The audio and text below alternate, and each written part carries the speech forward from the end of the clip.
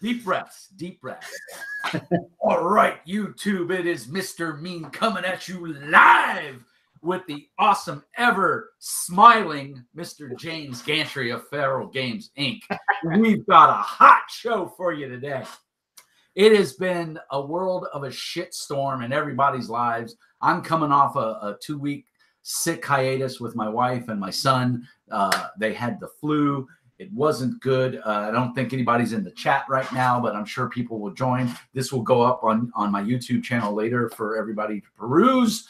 Of course, on the line here is Mr. James Gantry from Feral Games, Inc., the legend, the man, the myth. He's made such awesome games as Ghost Ops, Zombie Squad, League of Seekers, which is the PDFs have gone out, right, James? Yeah, they have. Yeah, I got mine, and mine's the D100, right? D100. Yeah, I apologize. I've been a bad friend and a bad consumer, because I haven't even had a chance to freaking open the PDF yet.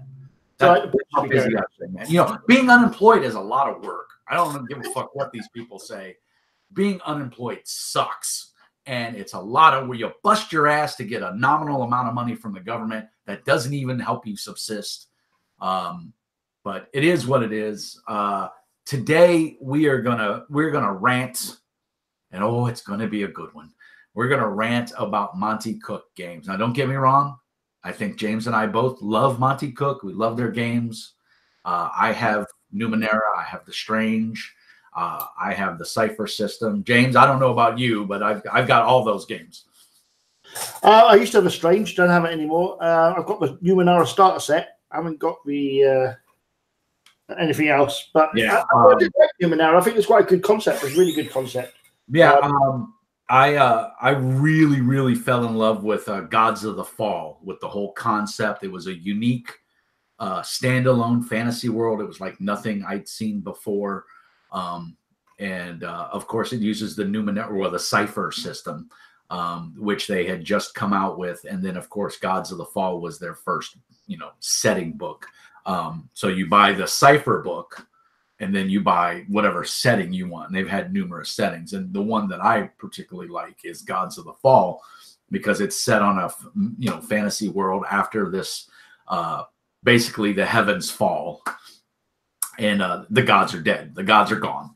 And unfortunately, while that sounds good, fuck the gods, the problem is that all the things that the gods were keeping at bay, all the darkness and the bad things that go bump in the night, well, they went, hey, party time, and they all come out. And so the world is tossed into debauchery and blackness, and it's up to the players to bring rays of hope, because the players are the new gods. They have fragments of the old god in them.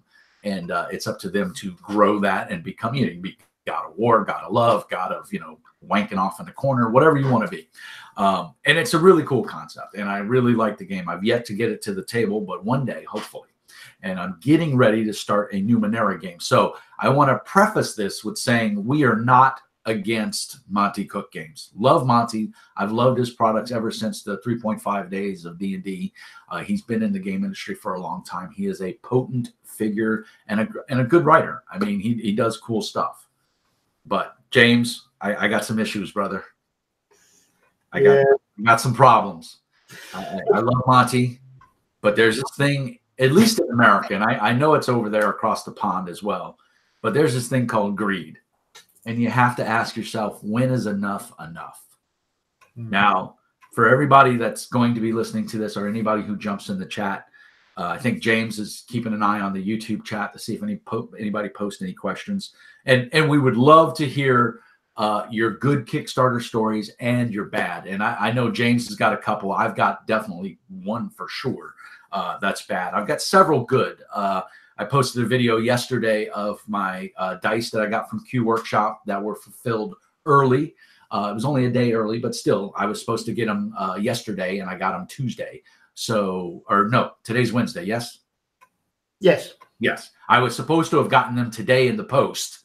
I got them yesterday. So I got them a day early. Woohoo! And that's go in the archive there and check it out. But James, check this out. Monte Cook has been involved with Monte Cook Studios, his own game, production company and 14 Kickstarters. This is not including secondary Kickstarters or Kickstarters that are in another language that another company has done for him or licensed by him. This is just his production studio has their stamp, Monte Cook Games, and it's produced and sold by them or managed by them through Kickstarter. He's done 14 Kickstarters. Yeah, that is mad, isn't it? I mean, it's understandable when people see, mate.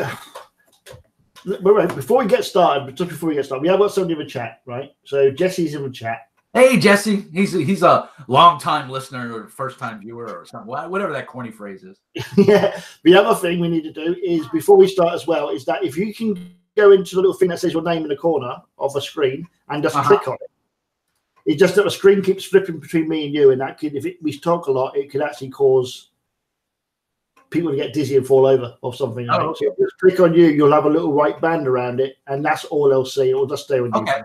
My smile. It just stops people from getting a bit kind of goggled eyes from watching the thing flip backwards and forwards constantly. Totally. Yeah. Thank you. Yeah. So Kickstarters. So yeah, I mean, basically, like the thing with Kickstarters and this is my issue with Kickstarters, and this is my issue with Monte Cook and big companies like Monte Cook doing Kickstarters, right? Well, hold on. Let me cut you off real quick. Let's talk about the good stuff first. What Kickstarter is good for and how Kickstarter is positive. Then we'll go into the negative. Let's start off on a high note. Yeah. Well, okay, right. So what's Kickstarter good for? What's positive about Kickstarter in your eyes? And you're a game producer, right? For those people that don't know, you produce role-playing games, and usually you do it via Kickstarter, correct? Yeah. Yeah. Okay. So what do you like about Kickstarter? And then I'll say what I like. Right. So basically, Kickstarter was started in order for people who needed to realize a dream to have other people crowdfund that thing so they could so it could be made, right? So, for example, in this case of role-playing games, somebody says, "Oh, I've got this great idea for a role-playing game. I don't know. It's all about, unicorns, and it's going to be really cool. But I don't have any money to pay for art. I don't have any money to pay for layout. I don't have any money to pay for any of that stuff. But I think it'd be awesome, right? So they put it up on Kickstarter. Other people look at it and think, yeah, that would be awesome. I would love to see that game become a reality. So I'm going to invest some money into it. And they do this via a pledge, right? A pledge is an investment in that Kickstarter. Now, in return for that pledge, in return for that investment, the creator of that Kickstarter, the person who's making the unicorn game, gives them a reward. And this reward is often in a form of a copy of the game, right? Right. So that's how it works. That was what Kickstarter is designed for on a role-playing level, right? And for a lot of small independent publishers, it's a godsend. Now, I, as an independent publisher, have used Kickstarter on a number of occasions, right, to great success. And most of my Kickstarters, I think 90% of them have actually all succeeded and funded, right, which is good, right? But if I hadn't have been funded, none of them games would have been made because I don't have the money to make them.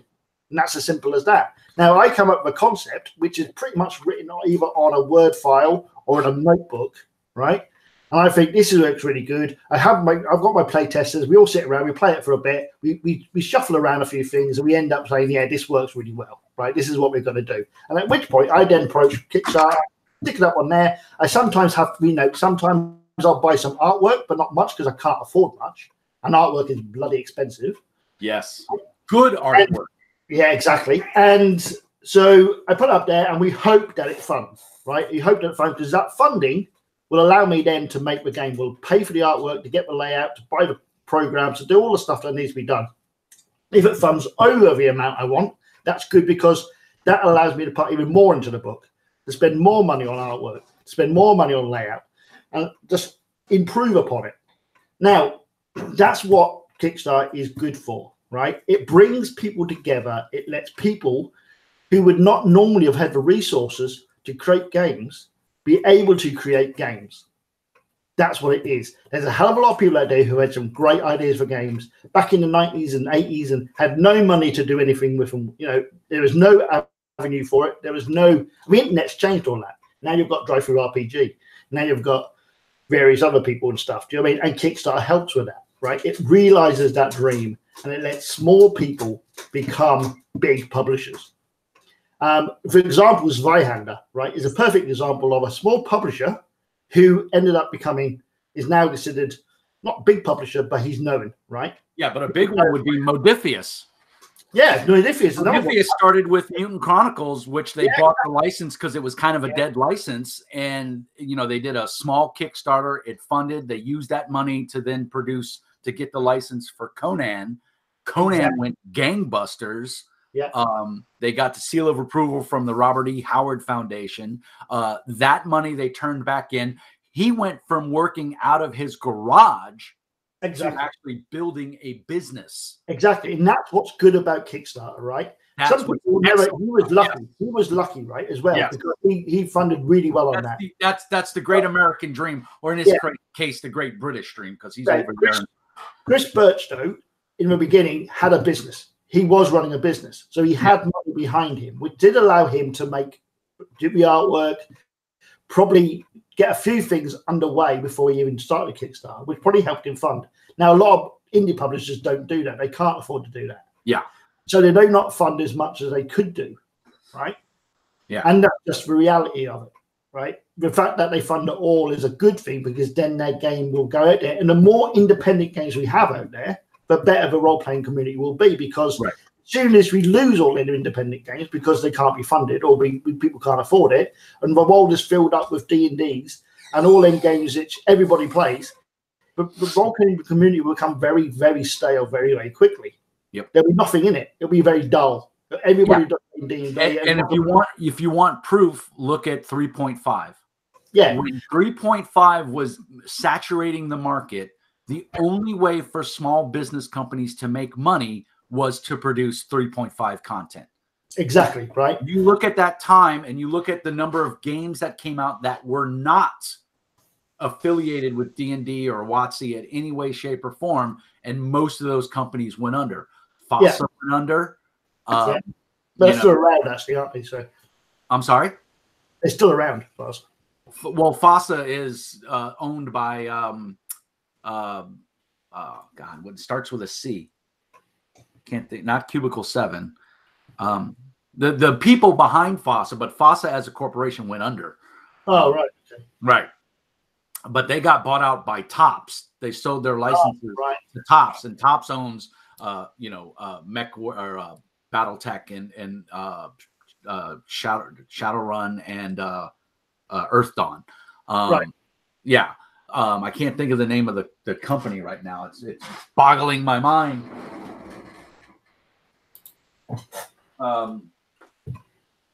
Catalyst Games. Catalyst, right? Okay. Yeah, they basically did a restructure, and two of the guys from Fossa went over to created Catalyst, but they sold out to Topps, which is why if you look at all the stuff on Shadowrun and Earth Dawn and BattleTech, it all says Topps, because Topps actually is the money behind it. Which, hey, good for them, but that was during that 3.5, 3.0, and a little bit of 4th edition that they just, if you didn't produce 3.5 content, you were dead.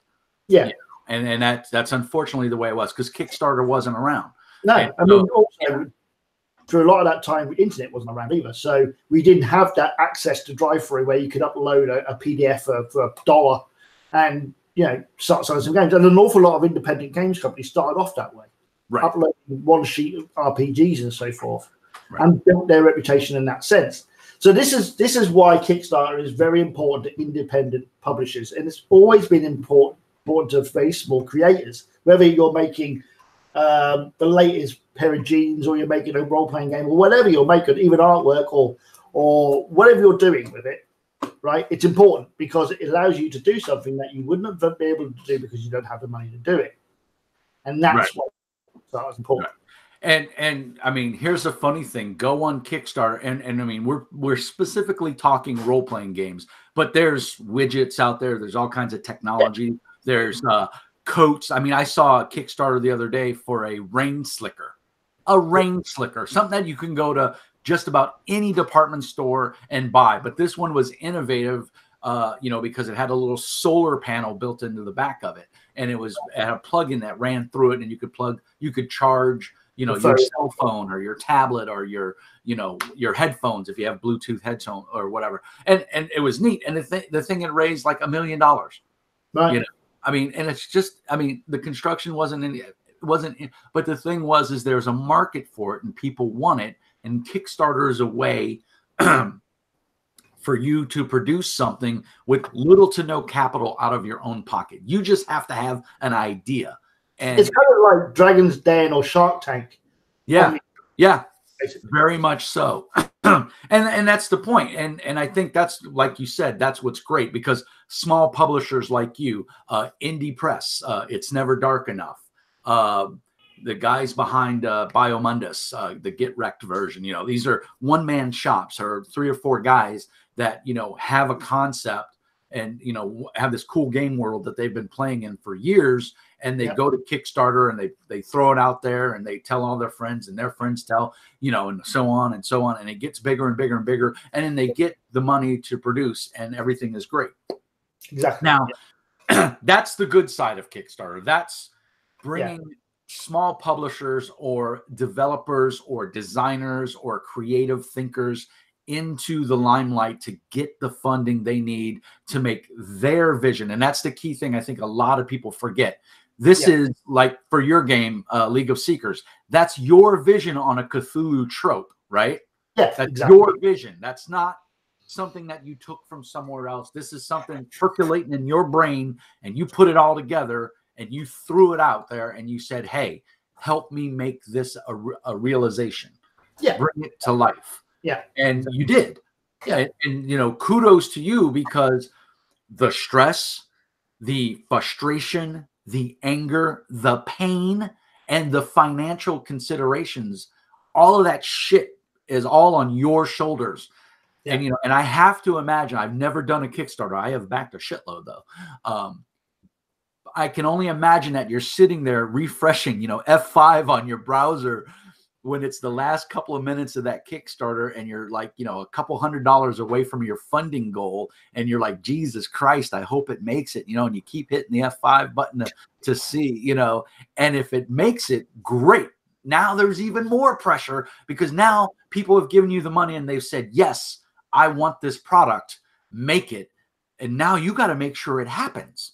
Yeah, exactly. Yeah. And so that's a whole new set of worms. You know, you got to find artists, you got to find layout design, you got to find a publisher, you got to find a printer, you got to find marketing. You can do a lot of that yourself. And I know for a fact, you and I have talked in the past, you do a lot of that yourself. Yeah. But no man is an island, as the old saying goes. No. And you need help, because if you don't get help, you fall behind. Yeah. And then the backers, and, you know, the internet is a violent thing. It's not a pretty thing. No. We are 800-pound gorillas behind a keyboard, when in real life we're 5'2", 120 pounds soaking wet, full of zit, and couldn't lift a 20-pound sack of dog food. But behind that keyboard, I'll kick your ass. You took my money. You know, and in real life, if you met that person, you'd be, oh, just put it out whenever you can. You know, and that's that frustration and that anger that you, as the Kickstarter provider, you know, the marketing person or the person providing this product, has to deal with. And so there's a ton of pressure. And I've talked to other developers on my channel, and you've seen, you know, a lot of them. It's a huge amount of pressure, you know, and then there's variables outside of your control. You know, your artists don't produce their work on time. A lot of them want the money up front, you know. And so you've got to fight that battle and say, look, you know, I need to see proof of concept before I'm going to give you a penny. And they're like, well, you got to pay for my time, you know, because artists are, you know, artists.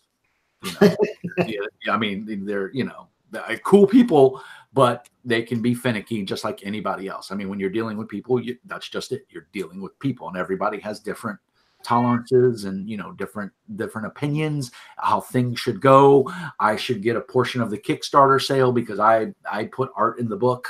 No, I'm paying you for your art. That's all you get, you know. But people greed, and that's what brings us around full circle to what we were going to talk about. James and I were talking offline about greed and what Kickstarter is not for. So as a small indie publisher, what's your interpretation of greed? What do you see is wrong with Kickstarter, and then I'll give my point of view. So what I think is wrong with Kickstarter at this moment in time is that people are starting to see the whole platform as a way to pre-order or set up pre-orders for the game. Now, quite frankly, I think it would be great if we had a pre-order website that people could just stick their game on and say, we're going to make this game, here's pre-orders, because that would fulfill that need. But the trouble with it is that there's people out there who can afford to make the game from scratch, right? They've got everything done. They've shown you the game. There's plenty of Kickstarters on there where they show you the complete game already done. They're sitting around playing it. They've got it on their table. I think Monte Cook is a perfect example of that. He actually did that in his Kickstarter, right? Which goes to show that he didn't actually need the actual Kickstarter to actually create the concept. What he's doing is basically seeing how many people want to pre-order the game and then heading off to China and saying, right, this is how many games I need. Right, 1,000 people just back this at $100 each, and so I need 1,000 copies of it plus some, right? And all that Kickstarter money probably paid for everything, right? Paid for the whole lot plus the plus some, because it's China, and the more you buy, the cheaper it gets, right? So that's pretty much how it works, and this is the problem because Kickstarter is not a store. It even states that it is not a place to buy stuff. Right, it's not for what it is, because quite frankly, right, if people start thinking of it as a store, then you have all the problems with I want a refund. Right now, if I invested in an idea, right, and that idea doesn't come into fruition for whatever reason there is, right, then at the end of the day, you should just count your losses on that, because that's what you did. You didn't buy something, you invested in something that you want to see made. And sometimes that's what people keep forgetting. Yeah, they think Kickstarter is a store, and I gave you my money, and you can't produce the book. I want my money back. Or it's not that you can't produce the book, because once the Kickstarter funds, you're under no obligation to actually produce the book. Kickstarter recommends that you, and people need to read the laws of Kickstarter.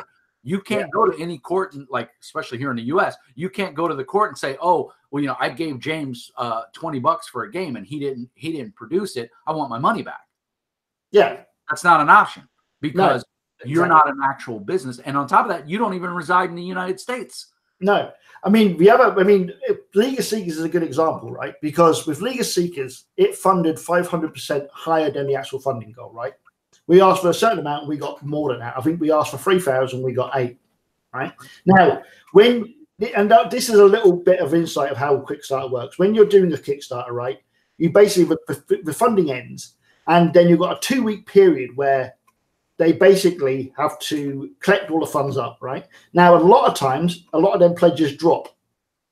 So even though you may have got £8,000, by the actual time it ends after them 2 weeks, you may have had 500, 800, 1,000 people, £1,000 worth just drop, which suddenly means you've now only got £7,000. Kickstarter takes its chunk, 7%. Yeah, and then you get what's left, right? And now Kickstarter gets paid first. Yeah, exactly. Before anything else. Exactly. Yeah. So that is the greatest scam ever made. But the thing is, it's providing a platform, and that's fair enough. Well, yeah, it's like auto insurance here in the States. You're paying an X amount of money, and I can't complain.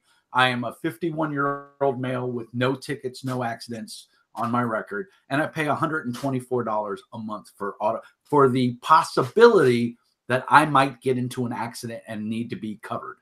So, and I know people paying 3-4 times that amount. So I'm not complaining in that aspect, but at the end of the year, that's a lot of money. That's $1,400 down the drain. Yeah. And I don't have anything to show for it except the peace of mind of knowing that I had insurance in case I get in an accident. And that's what Kickstarter is. Kickstarter is giving you peace of mind that this product will hopefully be produced if the designer meets their funding goal. And what people often forget is Kickstarter is going to get their money as long as that game funds. They're going to get their money. And so I think the important thing here, one of the messages I really want to get across to small indie publishers is you need to factor in that 7% that Kickstarter is going to take. You need to factor in that maybe a quarter of your backers is going to bail on you because they got laid off. Their wife or their significant other said, hell no, you can't spend any more money on games, you know, things like that. Or they just had a baby and can't afford to spend that 30 pounds or 30 US dollars on their game. You have to factor that shit. And again, that's more stress that goes on your end. Yeah. But you need to be cognizant of that. You can't just say, oh, I'm going to make a Kickstarter. All this money is going to roll in and woohoo. No, you've got to be a business planner. You've got to be logical and hopefully, I mean, prime example, John Wick. John Wick Presents, 7th Sea. Highest funded Kickstarter before Strongholds and Sorceries or whatever it was by Matt Colville. The #1 funded Kickstarter for RPGs. A year later, the dude's fucking broke. Exactly. He's working for Call of Cthulhu now for Chaos. Yeah, exactly. And this is the issue. See, this is the issue. And with League of Seekers, even though we overfunded, it allowed me to put more into the game, more artwork and buy more artwork, which I did. And we expanded it. We had a load more stuff in it that we weren't planning on adding to it. But with that, I even had to put in money for that in order to get this stuff done. So even though we got more than we asked for, I even still had to pay more money into it. So basically what I'm trying to say is that every pound or every dollar that went into that game. Right. Right. And this is a thing with Leagues. It was delayed. It was late. And that was mainly because during the whole process of writing the game, there was an issue. I had personal problems that I had to deal with, which lasted 6 weeks, right? And even though I explained this and I was just completely transparent with the backers, many of them still went, well, you should be doing your job, blah, blah, blah, blah, blah, blah. Do you know what I mean? And I know for a fact because I was a backer of that game. And I saw all the contents and I saw the 800-pound gorillas behind the keyboard, you know, we don't care, you had a death in the family, piss off, get the work done. We paid for our book. We want it now. Yeah, exactly. Yeah. Now, totally. The flip side of that is there were a lot of people that said, hey man, take your time, produce a great product. Which is great, right? Which, there are those people. So I don't want to discolor the fact but as in society, as with everything, the negative always outweighs the positive. My dad used to say it takes 3 attaboys to clear up 1 oh shit, and that is really true. It's sad. And it's one of those things that we need to go out of our way to be nice. It's easy to be mean. It's hard to be nice. And that's a shame that our society is that way. And Kickstarter is a prime example of that. For every one comment you got that said, James, hope everything's good. Hang in there. It's going to be okay. You had 3 guys going, fuck you. Give me my game. 6 weeks delay is unacceptable. Dude, did you read the terms of contract for Kickstarter? Do you understand what you're doing? Yes. And this is the issue. This is the issue. Is that a lot of indie publishers like me, right? One little thing can cause a complete and utter hiccup. Oh, yeah. Everything up. Big companies like Monte Cook, Maleficus, and so forth, who do these Kickstarters, have people who deal with that. Right. There are people who deal with that end of it. Chris Birch or Monte Cook is not sitting behind their keyboard stressing out because some fuck in Sheboygan is bitching about how it's a 2-week delay for his game that he paid $30 for. Exactly. They're not worried about that. Like you said, there's some PR marketing guy that's his or her job to deal with that. But he just paid to deal with that. Don't have that. That's your wife sitting there going, oh my God, honey, do you see what this jerk is writing? This Mr. Mean guy, what an asshole. Yeah. But And ironically, I mean, especially, and I noticed this on League of Seekers more than any, but ones who shouted the loudest are the ones who paid the least. Right. These were people who have paid $10. But people who paid $100. I call it the Chihuahua syndrome. Yeah. From something really small. And so how do I rectify this? But what I did, which was something that a lot of Kickstarters wouldn't do, a lot of indie publishers wouldn't do, but I do because, quite frankly, I want to is that I basically refund their money and turn the fuck off. Right. Because, quite frankly, I don't want to deal with it. And I don't want that sort of person buying my game. And here's the thing. If more developers and designers in whatever market they may be in your case, RPGs, tabletop RPGs, which let's face it, and I'm going to go off on my rant here, tabletop games are a luxury. They are not needed. You don't need to buy League of Seekers in order for your child to grow up big and strong. Well, you do. Buy League of Seekers or any RPG because you want it. You believe in what it is, or it's exciting, or it's fresh and it's new and it's the genre you love. I'm not a Cthulhu guy. No fucking interest in Cthulhu whatsoever. I backed League of Seekers to support you because at the time I had a little bit of money and I wanted to see that game succeed. And when I started looking at the concept art, I went, this is cool. This is eye candy.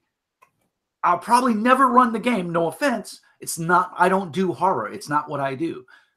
But the concept, when I started reading it, you sent me and you didn't even send me anything. I want people to understand. You didn't send me anything for free.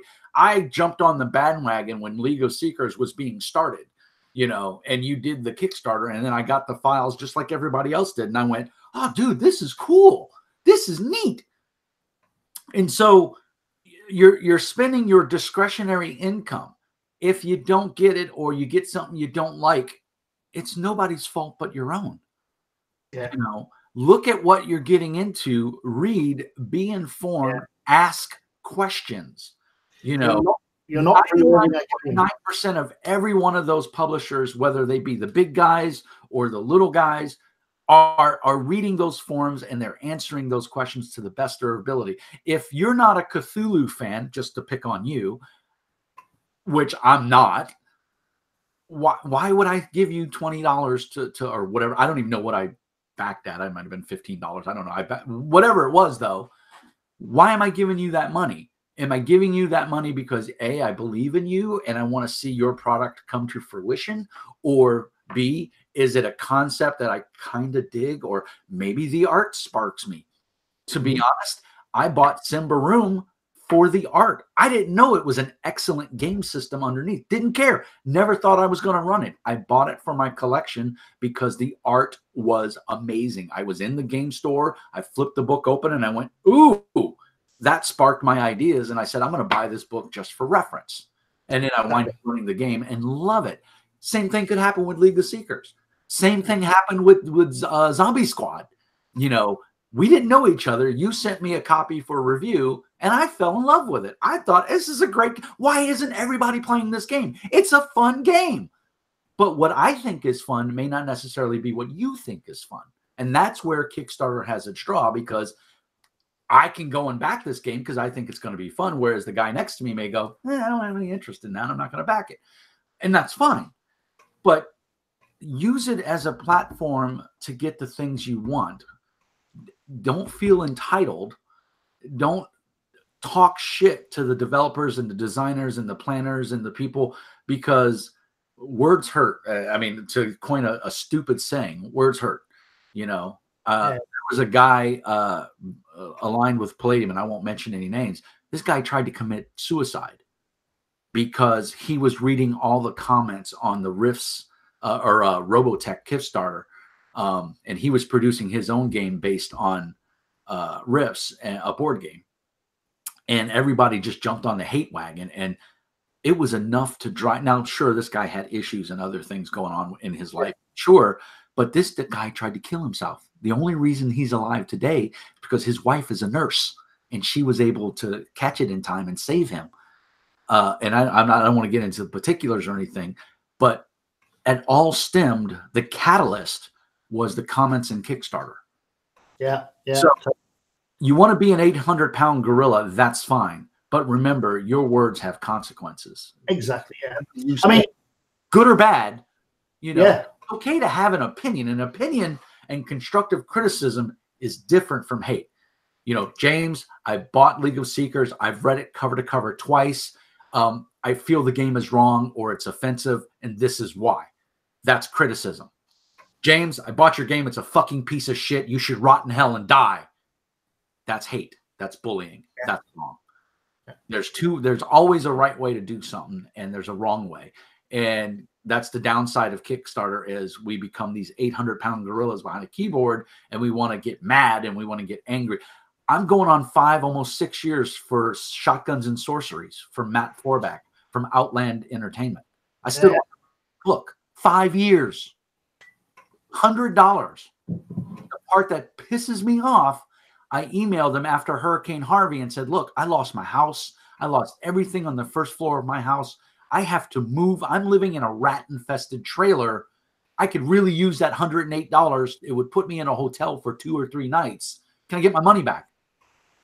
Crickets. I heard fucking crickets. Not a word. The next day, I got an email saying, oh, here's the PDF of the book. It's going to the printers. Mm-hmm. Not a, oh, John, we're sorry. We've already invested the money. I'm sorry, we can't do a refund. Well, advise us of your shipping address, and we'll, or maybe we'll throw in a signed copy or something. Or, oh my God, maybe we can donate a copy to a charity, or, but I'm sorry, we can't. Nothing. And that's, explosion. I'm ready to.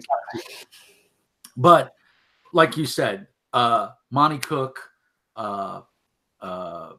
John Wick, Ulysses Spiel, I think, is in the same category that we're about to, the rant part we're going to get in. Before we dive in, though, any messages in YouTube?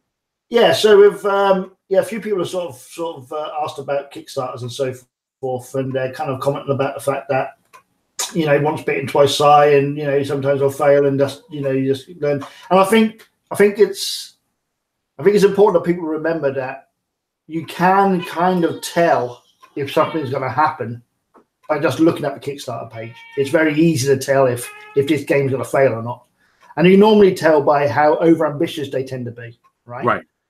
So it looks like the downfall of Kickstarter. Yeah, they look like they're overambitious. They haven't really thought about it, but chances are they're going to either be delayed or it may not happen. I don't think there's a great deal of role-playing games that don't actually happen. I think it's very much a board game type thing, because obviously board games are a hell of a lot more expensive than most people think to make. Yes. But anyway, yeah. So I think you should. I think people. It's easy to tell if something's going to not. Yeah. And one of the things is, you're voting with your daughter. First of all, and this is just common sense, but believe it or not, it happens all the time. My rent's due. Ooh, Monte Cook is doing a new Kickstarter. Well, I get an extra paycheck this month, so I'm gonna go balls deep into this Kickstarter. Then their car breaks down. Now, that's mismanagement of money on your end. That's not Kickstarter's fault. Live within your budget for your life. If you can't afford, if you're scraping by every month, like right now, I'm unemployed. I'm not backing any Kickstarters. There's a bunch out there that I want to, but I know that I don't have any foreseeable income coming in the next month or so until I get a job. So obviously I'm not back, but I know people who, I've got a buddy of mine here in Duluth. He's unemployed and he's backing Kickstarters. I'm like, dude, where are you getting the money? Oh, my mom's going to send me some money. But anyway, so other people are sort of saying, somebody said, as a creator, you must have a different view on this. How do you make the call as to if you should air your grievances about Kickstarter in public? I think basically the main problem with Kickstarters, I think something that backers should have a voice in, is when Kickstarters do not keep you updated on what's going on, right? Transparency is very important, right? The most important thing a Kickstarter can do, or a person who's creating a game, is be transparent with the people who are invested in it, right? Yeah. That's the most important thing. If there's going to be a problem, let people know. Appreciate the fact he's letting you know, because some people won't let you know. Right. You'll not hear from them for about 6 months, and suddenly they'll say, Entertainment. We went almost a year before we got an update on where the book was. Yeah, exactly. A year, not a couple months, a year, 365 days before we got it. And they went through like 3 different community managers. Yeah, and then they had the nerve to actually post another Kickstarter. Yeah. And shockingly enough, it failed. Wonder why? It didn't fund because people were like, "Dude, you haven't even given us the book. We've because you got to look at Kickstarter. If it funds, and that's the key word here. If it funds, it's a pre-order system. If it doesn't fund, you're not out any money. You're just bummed that whatever it is you wanted didn't come to fruition. But I think people need to, like you said, they need to read. One of the things you can look at is how many other Kickstarters have they funded? And did they go and read those notes on those Kickstarters? Did they fund on time? Where, almost all Kickstarters are late to some degree because there's variables that you just can't control. No, exactly. Because if you've got a few people involved in something, all of those people's lives come into effect. And if you've got an artist who's doing the artwork and something happens to him, he gets flu, or his family get flu, or something happens, then it just happens. We also have, especially with people who write, and if there's any writers in the chat that'll know this, you can hit blocks, you can hit walls, and that wall can hit you, and you can just sit there staring at the computer and not knowing what to do. Even though you could be in the middle of something, you'd be like, I don't know what to write. And then you've got a few days off because you need to basically refresh. You need to refresh everything. I tend to refresh by watching films, reading books, playing computer games, get my juices flowing again, my brain creating again, right? And then I can go back to it. But these things happen. But the thing is, communication is the most important aspect. If the person if a game you have backed that they're not communicating with you in any way, even if it's just once a month, then I would definitely start causing a bit of an issue, really, because that's not right. You are an investor. Without your investment, that game would not be written. They should be thankful for the fact that you invested in their game, and this is done by basically communicating with you what's happening and keeping you updated on what's going on. Every business that involves investors has this built into it. Right. Well, think about it. You take your car to the shop, and the shop mechanic says, "I'm going to call you at 3:00." Well, 3:00, 3:30 comes and goes, 4:00 comes and goes. You're pissed. Kickstarter's the same way. I mean, it may be once a month, and look at the history, look at the chat, look at the updates on the kick. If the guy, and here's the downside of this though, because it's a double-edged sword. Yeah. You go to those Kickstarter updates, and before the Kickstarter funds, they're throwing updates every other day. Oh, we're going to add this. We're going to do this, and please tell your friends. And we're going to make it. Spread the word. And then after it funds, there's that 2 weeks while you're waiting for Kickstarter to gather all the funds, which I think is an acceptable amount of time. I've seen a lot of people gruff about, in this day and age of instant transaction. No, because some people's credit cards change. Some people are out of the country on holiday, and they're on, they don't have access to their email or stuff like that. So you need that 2 week time frame to gather the funds.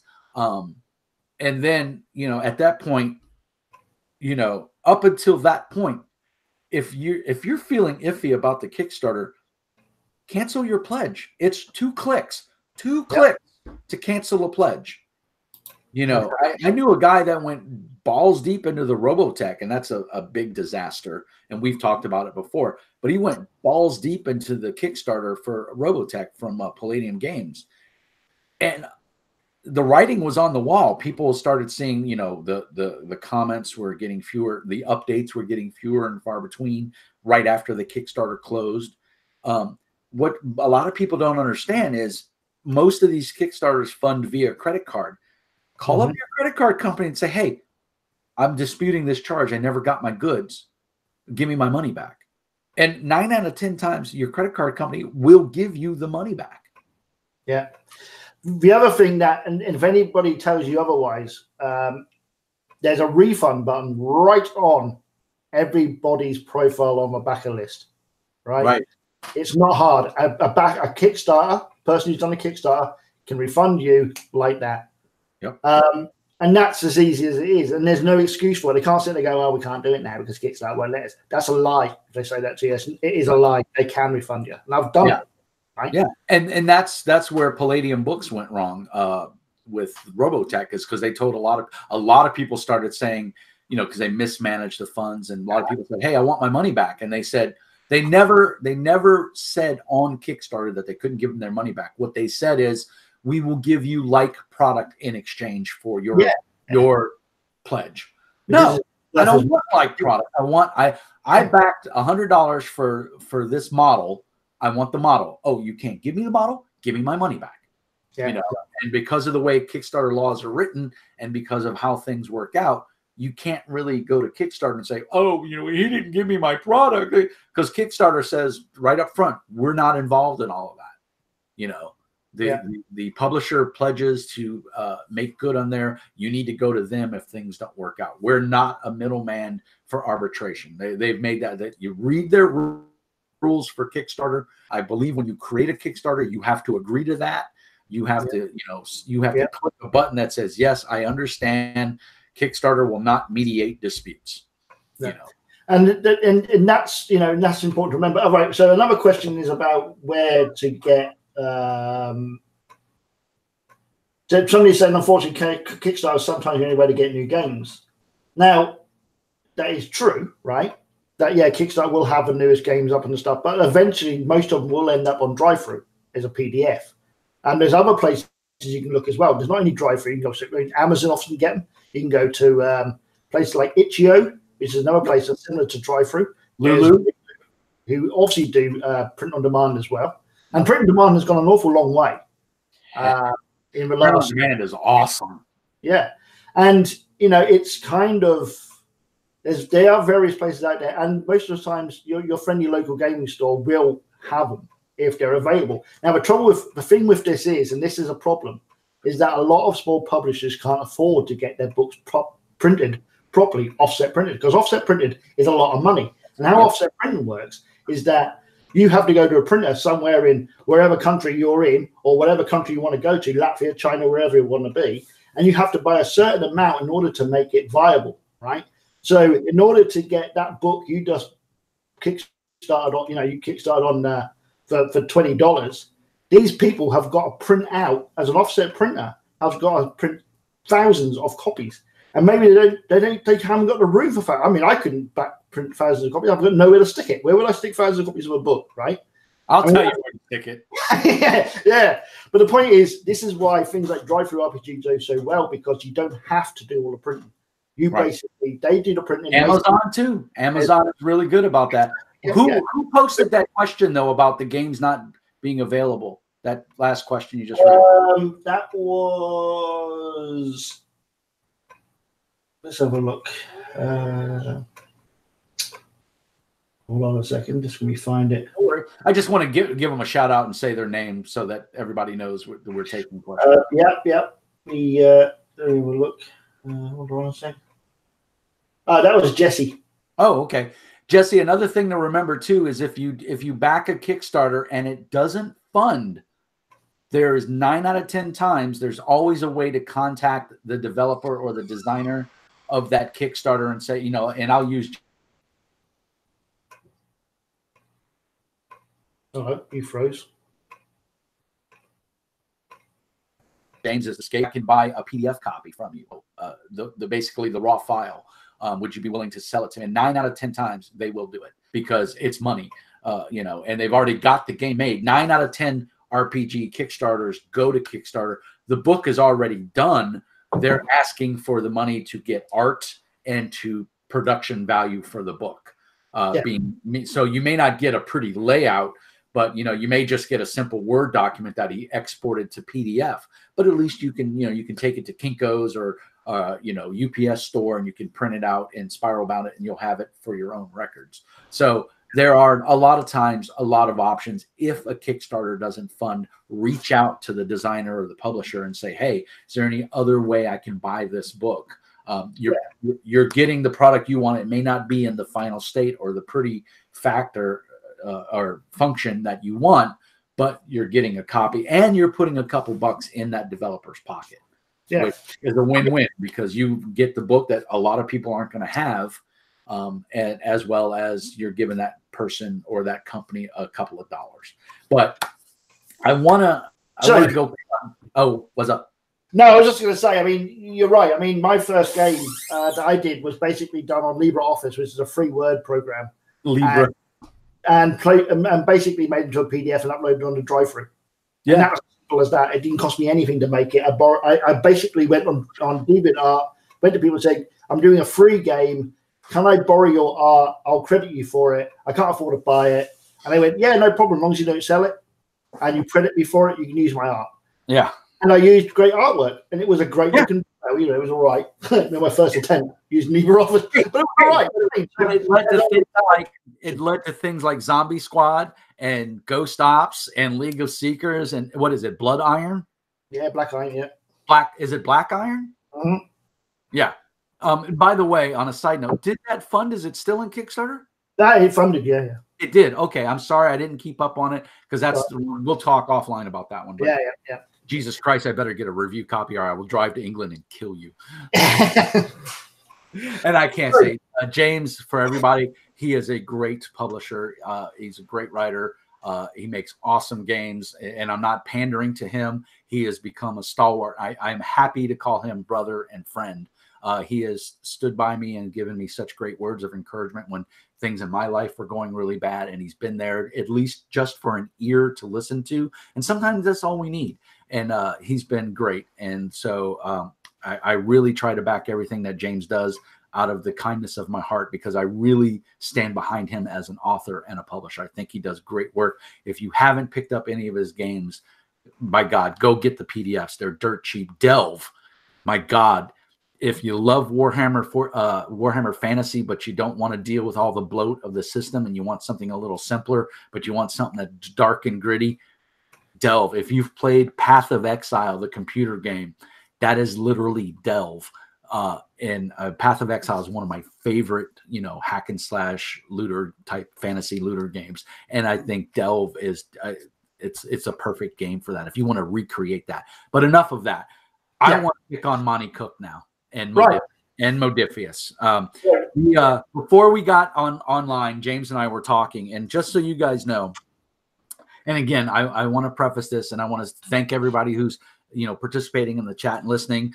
James will try to say your name if you have a question, and we'll give you a shout out on air.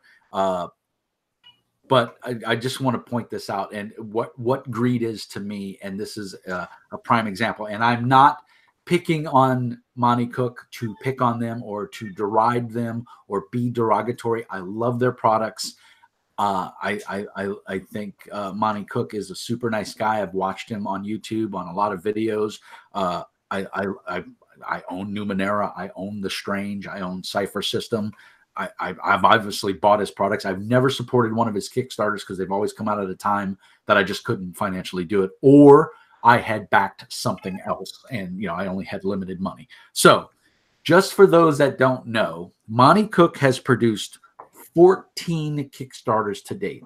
That's not including subsidiary Kickstarters that are branched off, like Spanish, where they're producing the Cypher System in Spanish and they've licensed the rights, which means they've paid Monte Cook to be able to do this, and they're producing the game in Spanish or Portuguese or whatever.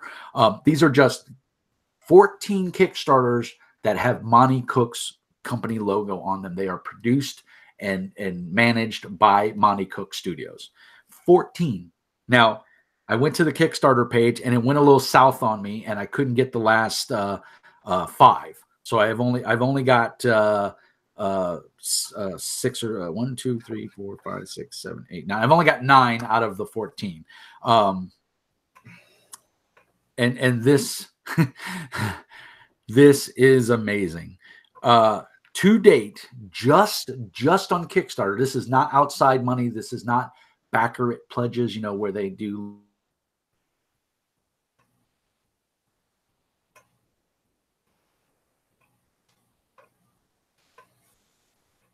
pledges. Can you hear me, James? Yeah. Okay. You keep I don't know. All right. This is just from these nine Kickstarters. 3. What did we say, James? 3,000, right? Yeah. Yeah, 3 million. Or 3 million, right? Yeah, $3,904,683 from the last 9 Kickstarters. That's not. There's still 5 more to go that I couldn't get the figures for. And just to put these numbers in perspective, Invisible Sun, the reprint of Invisible Sun, he was asking $210,000 to produce it. They needed $210,653 to produce. That's what he was asking from backers on Kickstarter. He garnered $664,274. So triple what he was asking for. This is a guy, and again, love Monte Cook's games. I think they're phenomenal. I think they're very well produced. This is a guy that doesn't need to be on Kickstarter.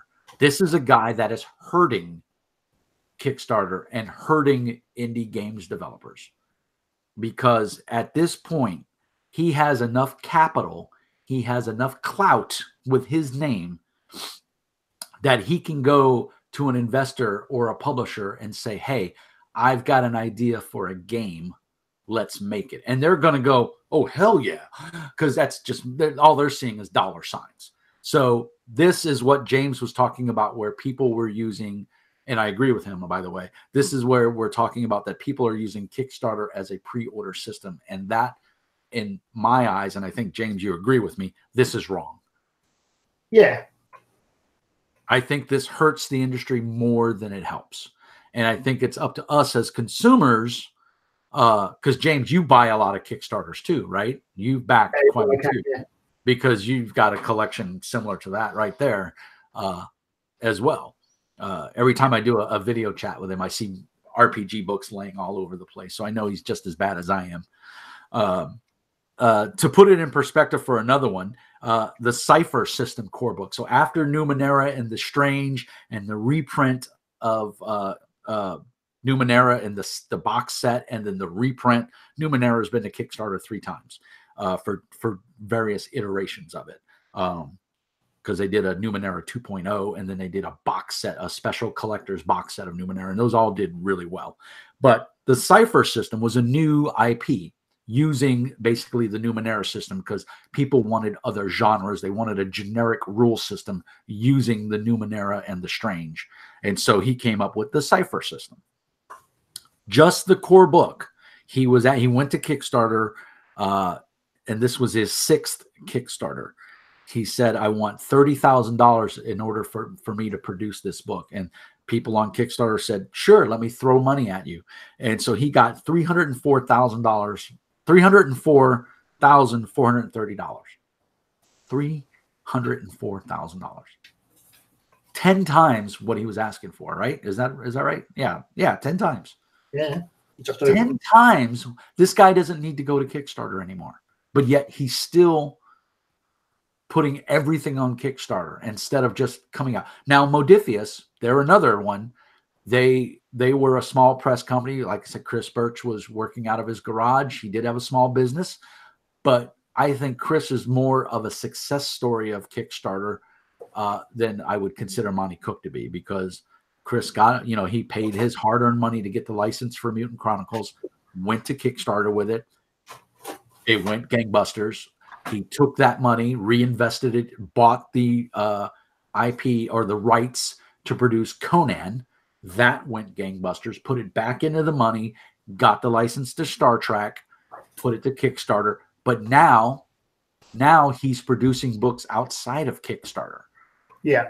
You can go to his web store, modifius.com, and you can buy John Carter, Warlord of Mars. You can buy the Star Trek Borg cube, which, God, is that thing gorgeous, but it's way too much money. But it's selling, but he didn't go to Kickstarter for those things. He produced them on his own because he had the capital, he had the money, and he had the business contacts and the printers and the publishers and everything to produce that without going to Kickstarter. Could he have made a shit ton of money on that Borg cube? Yes. There is no doubt in my mind that Borg cube would have sold like hotcakes if he'd have went to Kickstarter, but he didn't. And I commend him for that, and I think that's good. Fantasy Flight Games, big name in the RPG industry. They merged with Asmodee, so now they've got the board games and they've got the tabletop RPGs and card games, and they're doing gangbusters. not one Kickstarter. Don't need to, because they have the infrastructure in place that they can put a game out there and people will buy it, you know. And I'm fortunate enough to live here in Duluth, Minnesota, and in the Twin Cities, which is about 2.5 hours away, is the Asmodee and Fantasy Flight corporate headquarters. And they have a giant store with a huge play area that you can go in, and a cafe that you can go get a sandwich and you can buy. And they sell other things besides just Fantasy Flight stuff. They do sell other games. Modiphius's full product line is in their store. Killer Bunnies is in there. You know, Asmodee does not produce Killer Bunnies.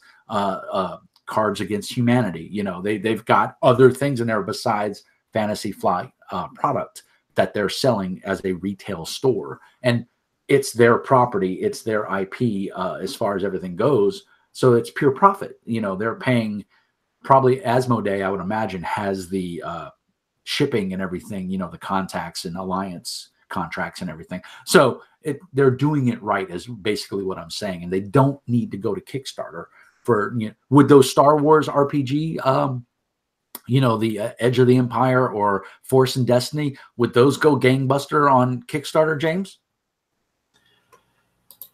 So which one was it again, you said? Force and Destiny, like the Fantasy Flight games. Don't you think they would go gangbuster on?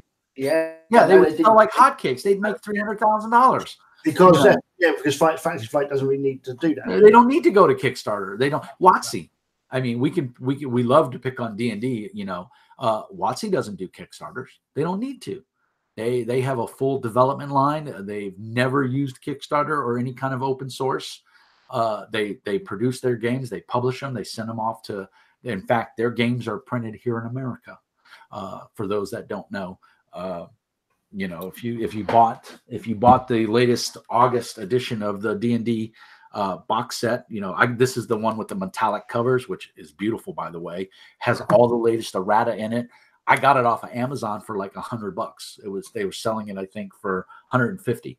But Amazon, I waited. I didn't buy it right away. I was able to pick it up for a little bit over $114, I think. And it's gorgeous, and it has all the latest errata. But if you look on the inside, it says printed in America. So you don't have to go to China to print your books. You know, there's Canada and there's the US. Now, that being said, WotC can afford to pay the US prices for printing because they know they're going to make it up. You know, James, you probably print your stuff in Canada or in China, right? No, England. Oh, you're printing it here there in England? Yeah, because most everything I do is print on demand, so it's from Lightning Source of the UK. Oh, okay, yeah, cool. I've heard of them. So yeah, and that's saving you $1 because you're doing the print on demand, right? Yeah. Yeah. Well, I mean basically, it allows me to print books without having to pay out for thousands of copies and have them stored somewhere. Which, right. You don't want to make a fort out of ghost ops and your yeah. Crates, you know? Well, I remember long ago, Chris Birch had posted a picture when Mutant Chronicles had, you know, funded and it shipped and he got the books in and they were all in his garage. He had literally crates, you know, of books, and he could not get into his garage. And they spent the weekend, you know, getting all the backers together because that was his first successful Kickstarter. The guy that did can't think, Fragged, with the guy behind Fragged.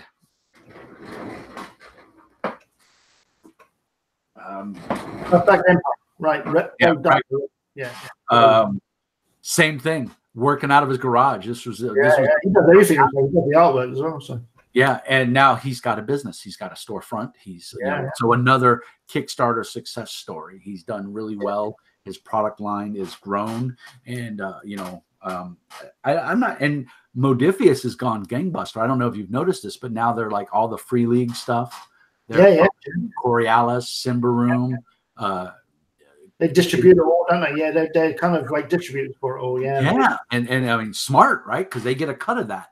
They're storing it in a warehouse, which they obviously have room, and every time they pack up a shipment, they get $1. Yeah, no, it's very good.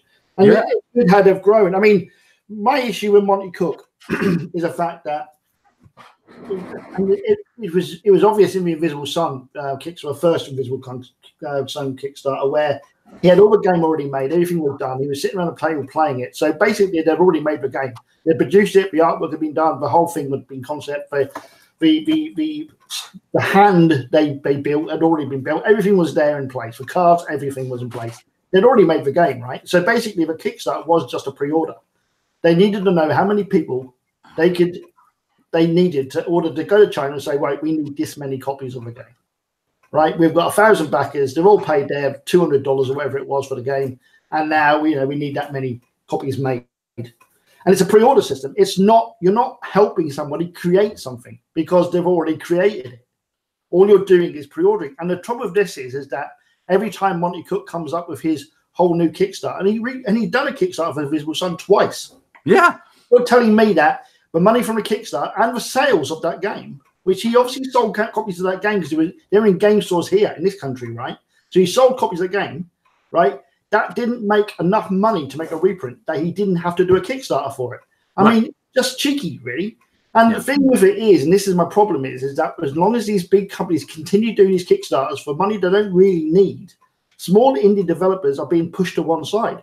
Right. I mean, everybody wants a piece of the pie, except small indie publishers only want a very small piece, where these people want a bigger piece.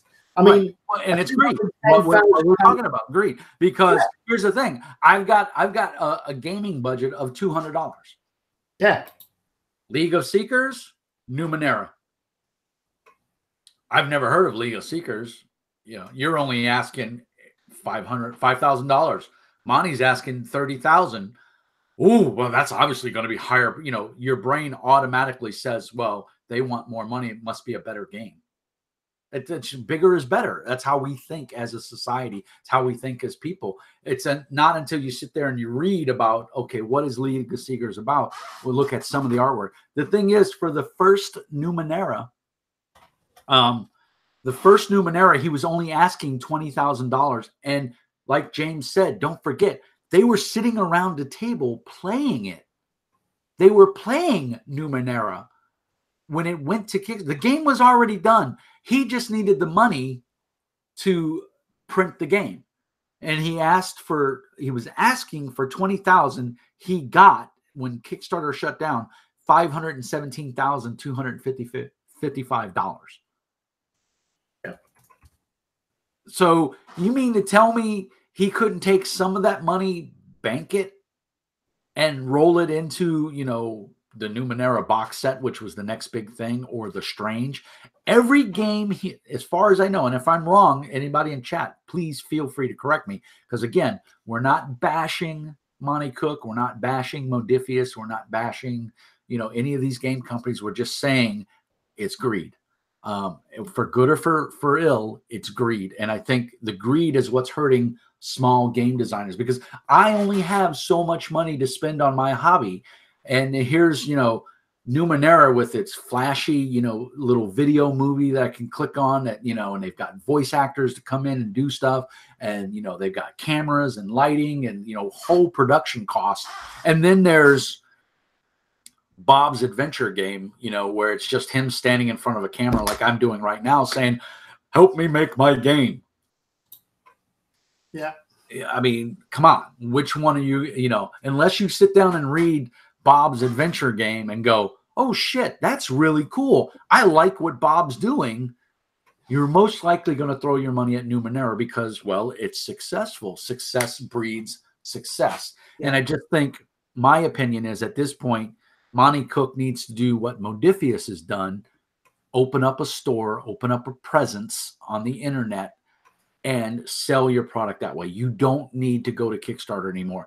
Everybody knows about your product. Everybody knows you make a good product. That's not in debate here. The games are good. Monte Cook wouldn't put his name on it if it wasn't. It's good. Let people come to you instead of going to Kickstarter and taking money out. And that's where the greed comes in, because I'm sure if you ask somebody in Monte Cook's camp, they'd be like, fuck it. It's free advertisement, because Kickstarter, it's not free. but the perception is it's free because Kickstarter takes their 7%, and I don't have a calculator in front of me, but I'm sure if you do 7% of 3 mil, that's a big chunk of change. You know, yeah. And Kickstarter hasn't made any improvements to their website. It's still a pile of shit. It crashes on me all the time. Companies like Monte Cook has enough money to be able to build up a pre-order store on their own website where people can pre-order for games. Right. It doesn't have to be Kickstarter. I mean, how hard is it to pay a web developer to, put up a website? Shit, Wix, you can do it for $10, Wix.com, you can create a website. I mean, Monte Cook could easily set up a store where they say, right, this is a new game I've got coming out. Here's the pre-order link. Set your pre-orders, and that would do exactly what they're doing on Kickstarter anyway. And I guarantee you, he would make just as much money. Exactly. He would make just as much money for those people who actually need the money to create, rather than just use it as a pre-order store. Because the more people see Kickstarter as a pre-order store where they can just buy their games, the more and wait for it to come to me in the mail. And don't forget the that goes with that pre-order is the Amazon syndrome.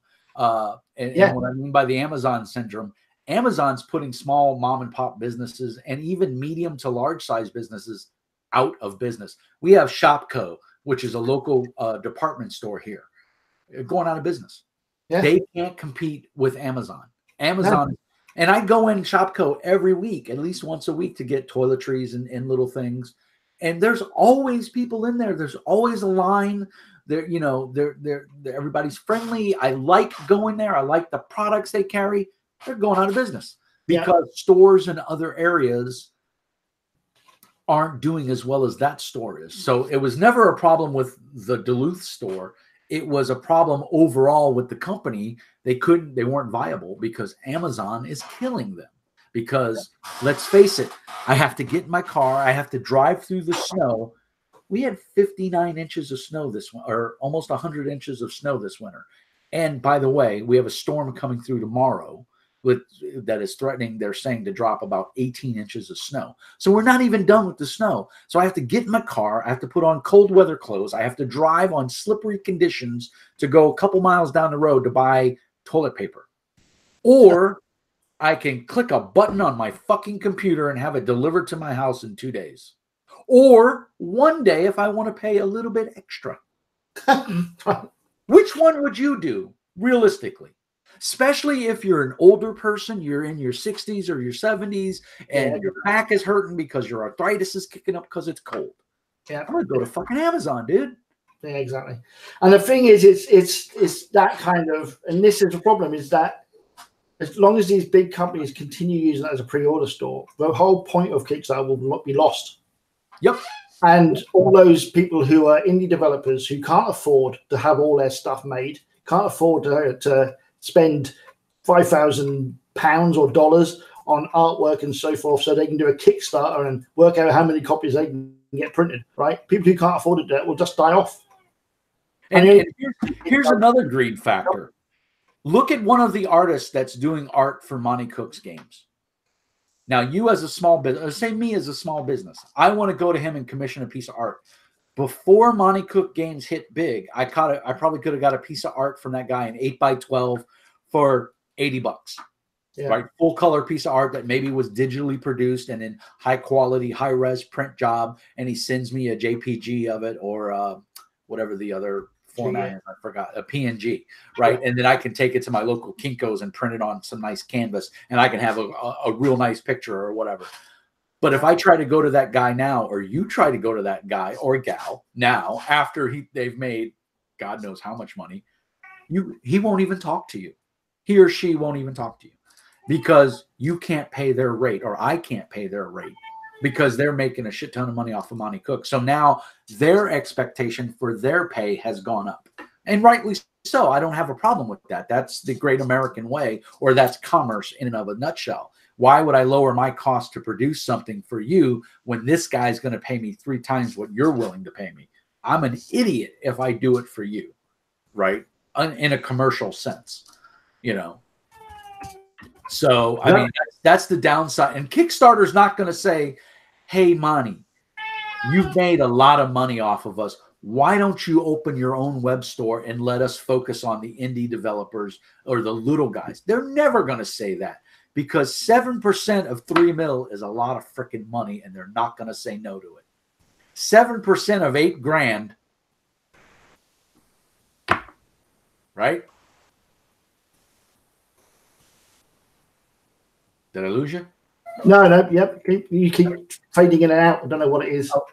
Our weather here is really, really windy, so I don't know. Any more questions in the chat? Let me have a look. No. They're kind of chatting amongst themselves, really. Talk about artwork.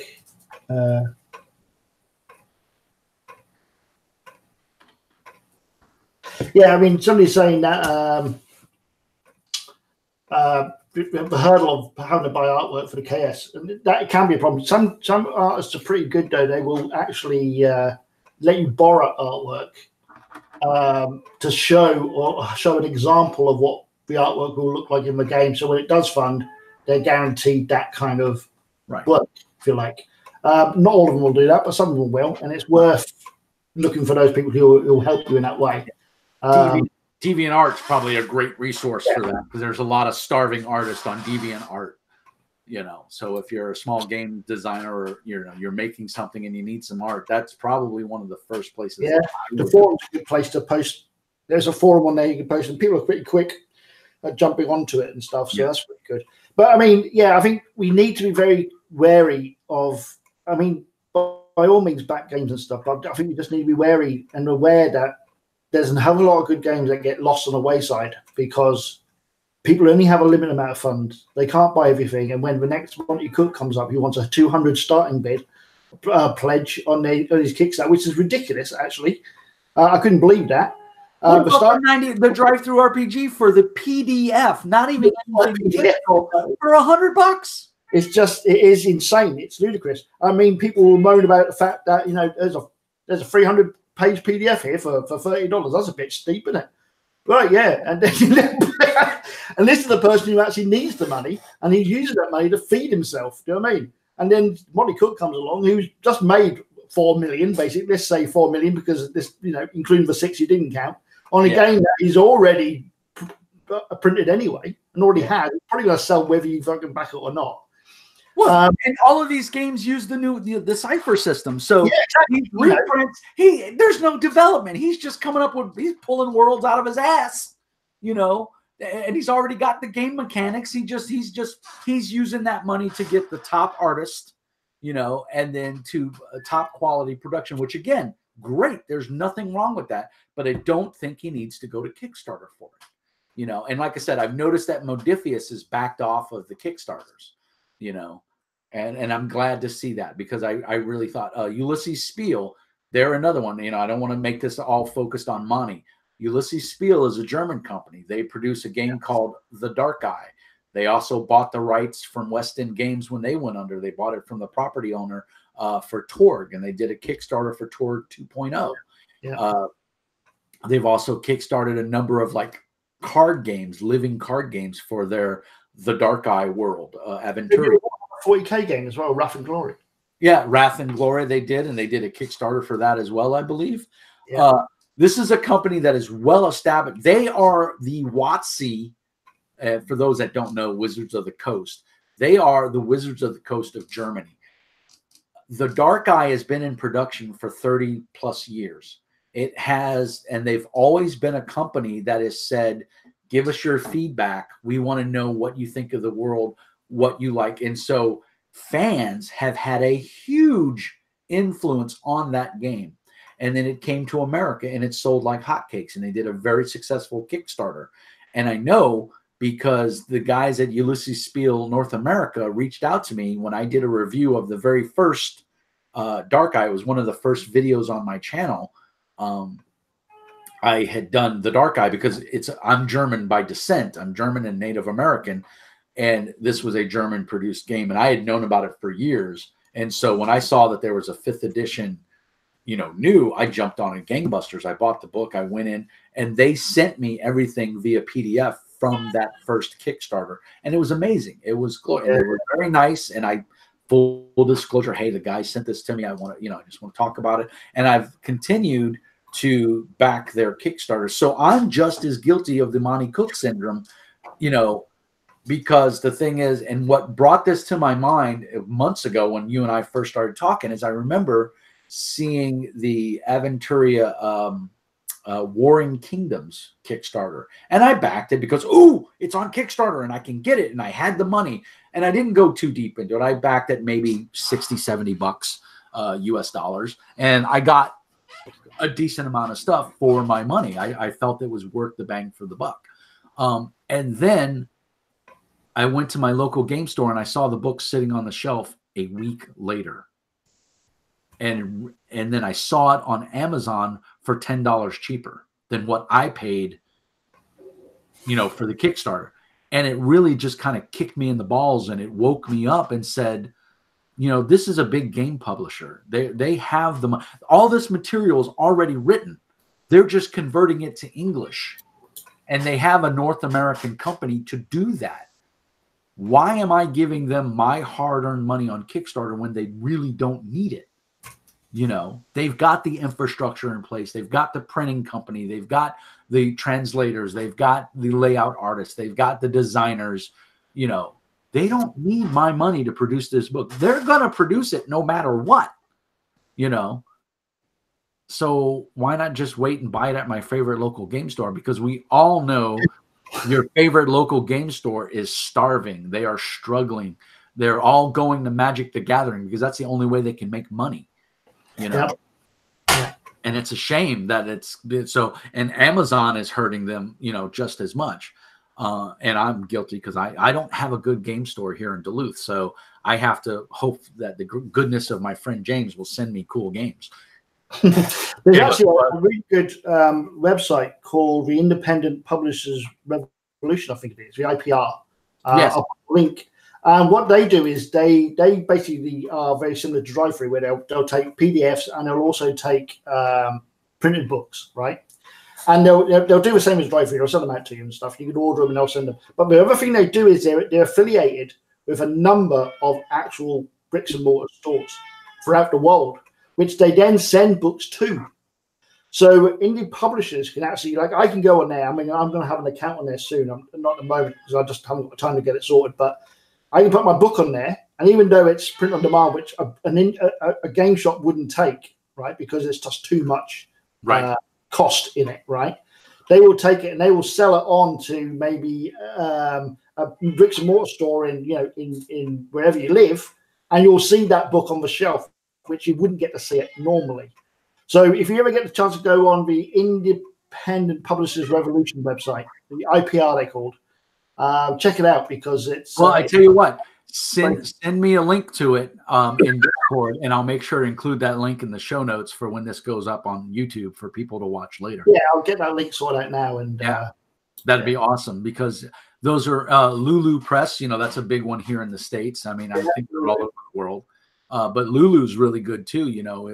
If you buy said game from that developer whose Kickstarter didn't fund, you can then turn around and send it to Lulu, and they'll print it in a book format for you, and at really reasonable prices. I mean, so and don't discount your. I lived in Sulphur, Louisiana, for a number of years, and they actually had a book production business there that actually made books. And I got one book. It was about a 256-page book. I got it printed in a hardback with a sewn stitched binding, and I provided the paper. I brought my own paper into them because I bought a case of paper dirt cheap somewhere from some small business. I don't remember. And I got it dirt cheap. And so I brought them a ream of paper, and they produced this book. I gave them the art and I gave them everything they needed, and they produced a book. And I think it cost me about $50, which if you've bought a recent copy of the Dungeon Master's Guide or the Player's Handbook or the Monster Manual, guess how much it cost? $50. $49.99. So I got a professionally produced book that nobody else in the world has for $50, which I thought that was a win. And I did that locally at a local bookstore a local store, and you know, they made koozies, they made keychains, all that kind of stuff. But their big thing was that they were a printing press, and they printed, you know, all kinds of corporate material. But as a person off the street, I just walked in and I was like, "Hey, do you guys spiral bound?" And they're like, "Yeah, we can also make books." And I was like, "What?" Yeah, so don't discount that. You know, if you do find that Kickstarter that doesn't fund and you're able to reach out to that person and buy the product, you have some options for getting it in a book format if that's your desire. Do we have any other good comments in the chat that we need to worry about? No, they've been very quiet, actually. Oh, good. Well, I hope everybody that's watching is enjoying it, and me and James going back and forth and blabbing about this. It's something kind of near and dear to both our hearts. I've actually interviewed James for a couple of his Kickstarters, and we've talked about that process. And it's amazing to me that most people don't know how Kickstarter works, and they just assume it's, you know, it's a pre-order. I give them money, and you have to give me something, and that's not how it works. That's how we like it to work, but that is not how it works. And the amount of work and the blood, sweat, and tears that goes into producing a tabletop RPG or anything for that matter, it's a lot of work and a lot of effort and a lot of money. So when I've heard several people say, "Oh, well, they did a Kickstarter, they're rolling in dough." No, they're not. You know, you see very little income from that Kickstarter unless you do Kickstarters like what Monte Cook is doing, you know, and you're making that much money, or John Wick. And I mean, I don't know if anybody saw the announcement. I think it was 2 weeks ago. John Wick closed his production facility, closed his business, laid off all of his employees from John Wick Produces, and then a week later announced that he was going to work for Chaosium, and he's going to maintain creative rights over his 7th Sea game line, but he's joining forces with Chaosium because, and Chaosium's another one that hasn't really gotten into Kickstarters because they put out books and they sell. Everybody loves Call of Cthulhu. I mean, I have, I think, 5th or 6th edition of Call of Cthulhu, a leatherette green cover with the star on it. You know, I bought that full retail for like $80, but to me it was worth it because it was nice. But John Wick has joined with Chaosium to finish what he failed to provide through Kickstarter. So, I mean, even someone as prolific of a writer as John Wick wasn't able and mismanaged his money. There's no other way to put it. He mismanaged his money, and through maybe, and I don't know the particulars, probably maybe a little bit of his fault, but maybe not so much his fault. But he never got the book, you know, all of the books produced. And so these backers are sitting there with their thumb up their ass waiting for their books. And luckily he's done the right thing, and he's made a deal with Chaosium to finish producing these books. And I guess the people that back at a certain level are going to get their books with no extra money out of pocket. And that's big of Chaosium. But John Wick has had a love relationship with Chaosium for years. You know, when Greg Stafford was part of the company and everything, him and John Wick were close friends. So, you know, it's a win-win for everybody, and especially for the backers who kind of got screwed on their product. You know? So, I mean, that's a good thing. Your cat is having a bad day. You know what I think about cats, right? We've had this conversation. Yeah. Send them to me. I'll take care of them. I've got a grill. I love cats. They go good with ketchup. So anything else, James, you want to say before we get out of here? We've been on here over. No, I think, yeah, we've been on quite a while. I'm quite a bit of a rant. I mean, it was good, though. It felt good to get it off my chest. Hopefully you feel better. Yeah, you know. Yeah, I feel a bit better. And I think it's just important that people kind of understand that Kickstarter is kind of sometimes going off on one, and people shouldn't forget what it's designed for. Right. Yeah, I think that's important. And it's a platform to help people get stuff produced. But there comes a point where you have to get off that platform when you don't need them anymore, and you're just using it to be lazy or greedy. You know, and I hate to say it, and I don't mean it in a derogatory way. I think Monte Cook Games is being greedy. You know, I really just and not even being able to get the stats on the other 5 Kickstarters that were part of that 14. We know he's well over 4 million. You know, so I mean that's just ridiculous amounts of money for Kickstarters. You know, and produce a book that costs, maybe $60, $70. And then on top of that, he's sending it to China or Canada to be produced, and he's not paying $60 a book. He's paying maybe $12 a book. I don't know what the actual breakdown is, but I know it's not much. Because obviously the more you print, the bigger the discount you get. So, and I just think at this point in time, he just needs to open up his own web store where you can buy from it. And I do believe if you go to MonteCookGames.com or Monte Cook Design, whatever his website's called, I do believe you can buy product from his store. But I also know he's got Kickstarter blazoned all over it. So it's just free advertisement. I think it hurts the industry more than it helps it. So vote wisely with your dollar is what we're saying. And remember what Kickstarter was funded for. It was funded for small game designers, small designers of anything, no matter what it is, to get their product out there and get the funds they need to make that. It's not made for giant game producers to flood the platform and make shit tons of money, which I guess that's the great American dream, and that's what everybody wants. So yeah, from that aspect, but it doesn't make it right. So just vote wisely with your dollars, people. James, you got anything you want to impart? Nope. That's pretty much it. I think your cat said enough for both of us. Yeah. But I'm ranting me, so that's all good. And a kitty rants. We got to make sure we put that in the show notes. And a kitty rant. What's the cat's name? It's Max. Max. Yeah, he's very vocal. Maximilian or anything? Huh? Is it short for like Maximilian or Maximus? No, just Max. Just Max. Max, I hate you. Max wants to go into the kitchen. That's what it's all about. That's where the food is. Yeah. He's saying, feed me, Daddy. Look, let your cat starve. Shame on you. Yeah, that's what I'm calling PETA. All right, everybody, please take a look at James's Kickstarters. James, send me a link for all your current Kickstarters so I can put them in the show notes. I haven't got anything at the moment. Race Recon's ended. That was the last one. And what was the end on that? How did it fare? It funded just about funded.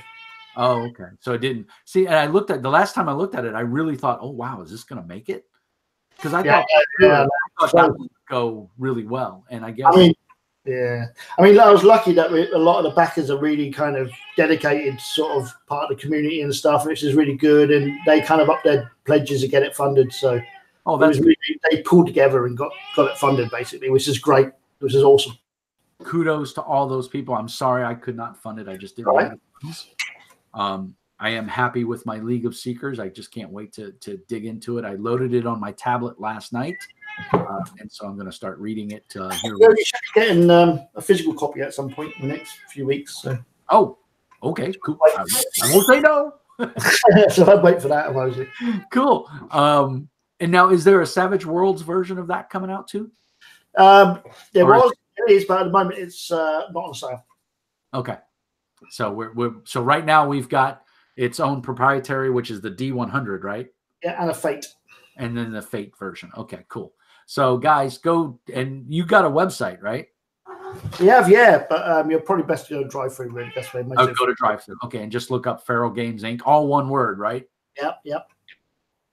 So shoot me those links, and then after the video's done doing whatever it has to do, it takes a couple minutes to finalize. Once you turn off the broadcast, I'll be able to put all those show notes in there and everything. So include whatever links. That IPR link would be awesome if you can get me that.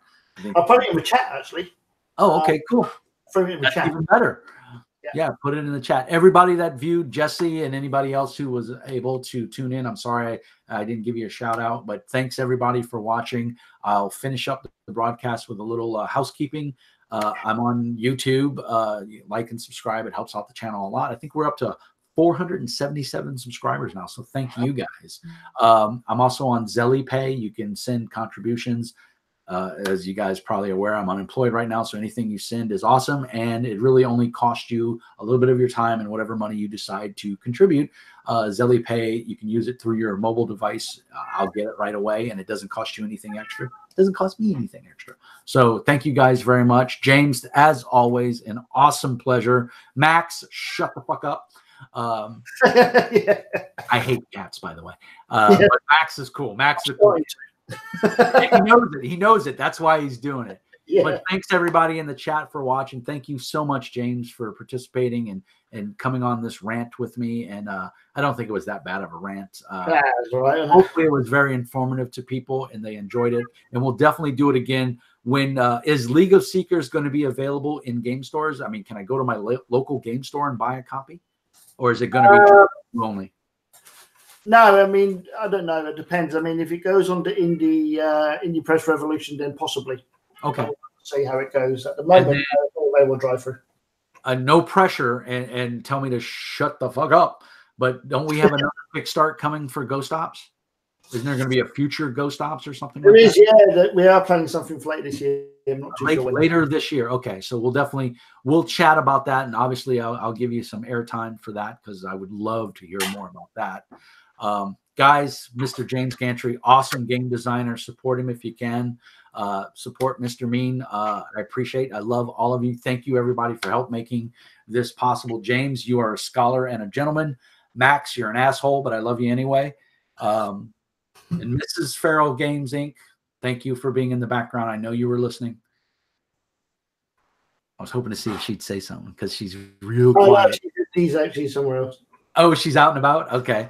Well, anyway, James, thank you so much, sir, for spending your hour and a half or so, 2 hours with me. It's always a pleasure. And let's do it again, sir. Yeah, definitely. Yeah. All right, guys. Thanks for watching. We're going to stop the broadcast. And remember, peace and hair grease. And Mr. Mean says...